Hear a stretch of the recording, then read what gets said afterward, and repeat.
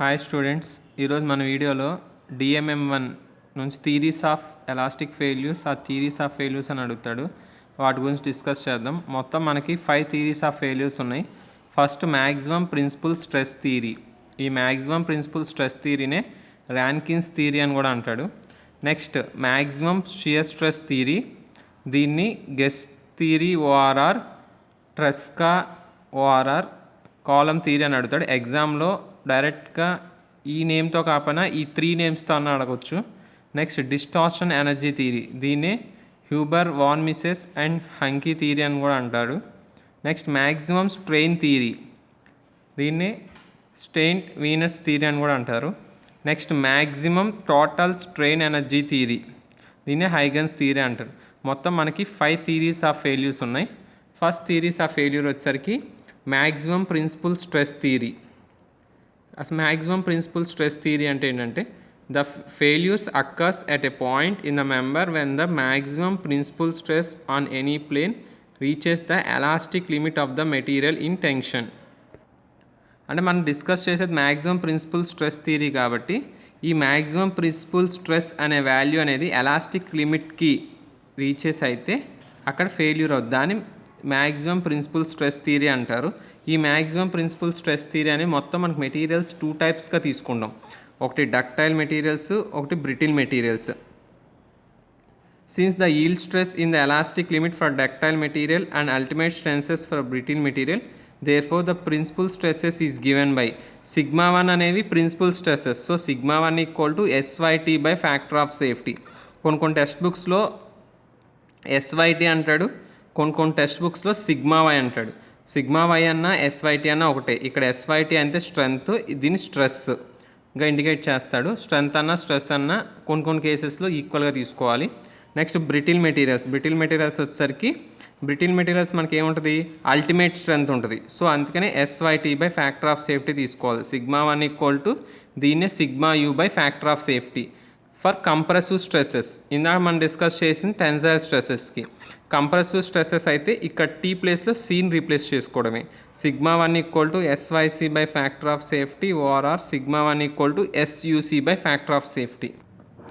ఈ థియరీ మనం డిస్కస్ చేసినప్పుడు based upon failure of the material in tension and compression, అంటే టెన్షన్ అండ్ కంప్రెషన్లోనే మనం డిస్కస్ చేస్తాం.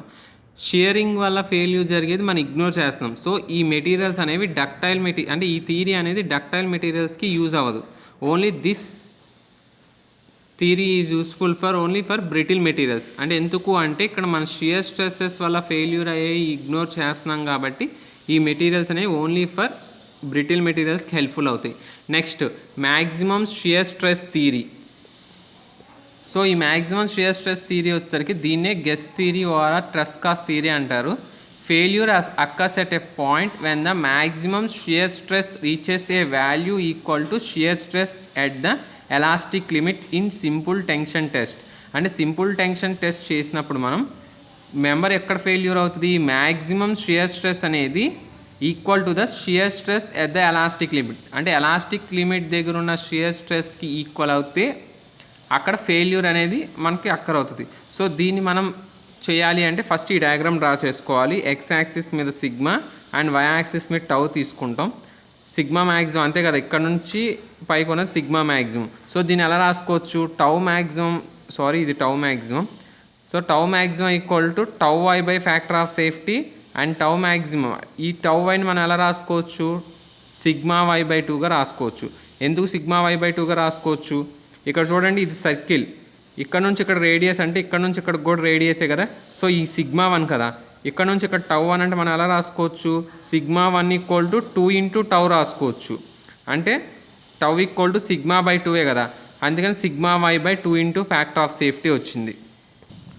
సో ఫ్రమ్ ఫిగర్, ఆ ఫిగర్ నుంచి tau maximum equal to sigma 1 by 2 when specimen starts yielding. అంటే yielding start అయినప్పుడు మనకి ఏమవుతుంది, సిగ్మా 1 ఈక్వల్ టు SYT అంటే ఈల్డ్ స్ట్రెంతే కదా.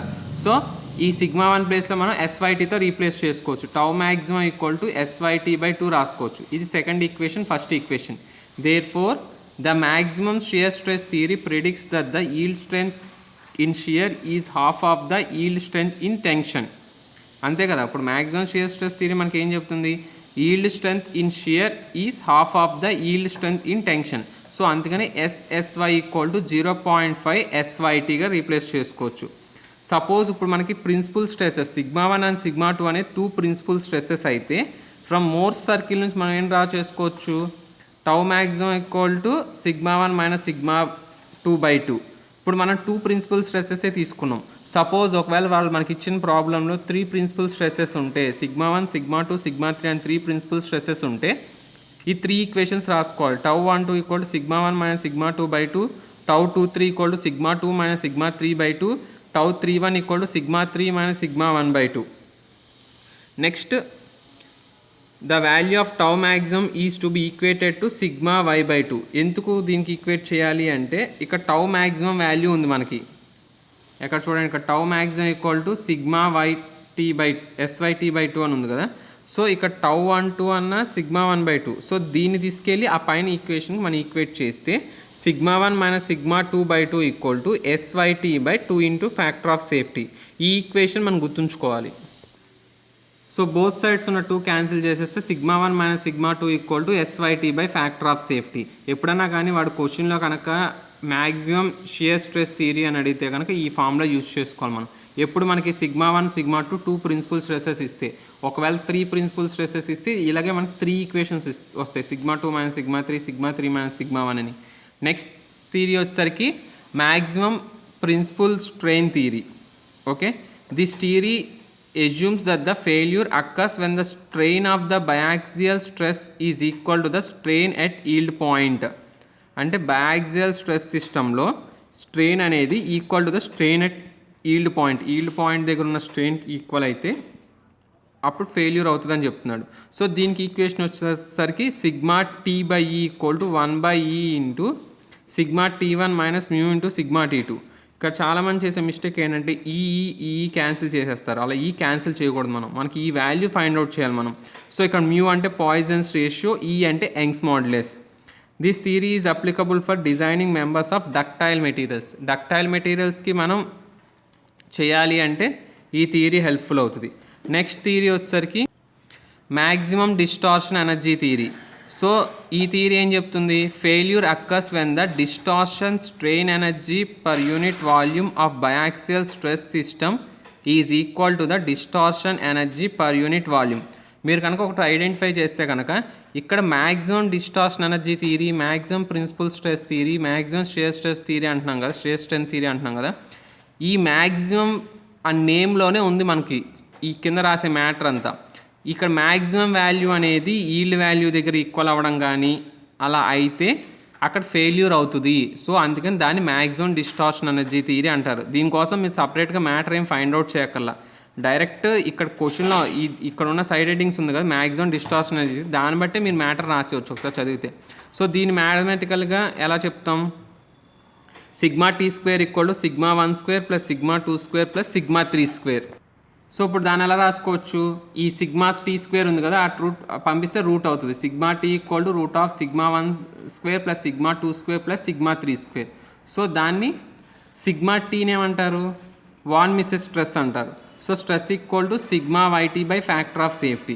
మీరు డిఎంఎంలో ఫైండ్ అవుట్ గుర్తుంచుకోవాల్సింది ఏంటంటే, ఎప్పుడైనా క్వశ్చన్లో ఫ్యాక్టర్ ఆఫ్ సేఫ్టీ వాడిస్తే వాడిచ్చిన స్ట్రెంత్ ఆ స్ట్రెస్కి మనం ఫ్యాక్టర్ ఆఫ్ సేఫ్టీతో డివైడ్ చేయాలి.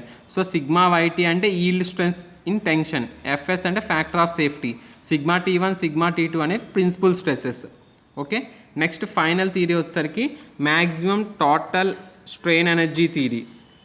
So it is known as Von Mises and Hanke's theory. This theory states that failure of a mechanical component subjected to biaxial or triaxial stress occurs when the strain energy of the distortion per unit volume at any point in the components becomes equal to the strain energy of distortion per unit volume in standard specimen.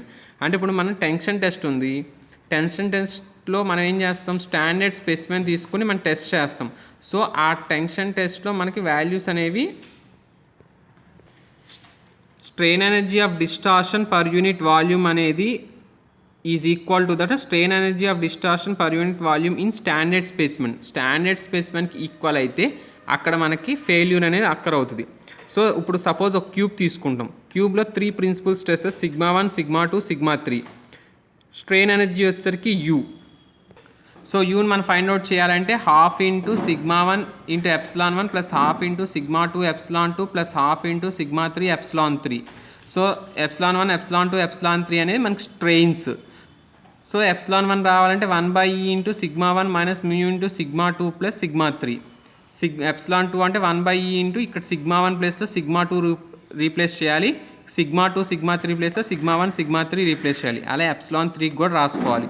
Total final strain energy మనకి ఎలా వస్తుంది 1/2e. అంటే ఈ 3 equations దీంట్లో substitute చేసి మొత్తం మనం find out చేస్తే ఈ ఈక్వేషన్ మనకు వస్తుంది. ఈ ఈక్వేషన్ మనం గుర్తుంచుకోవాలి.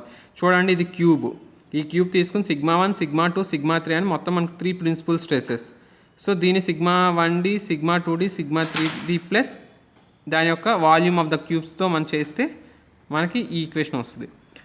Thank you.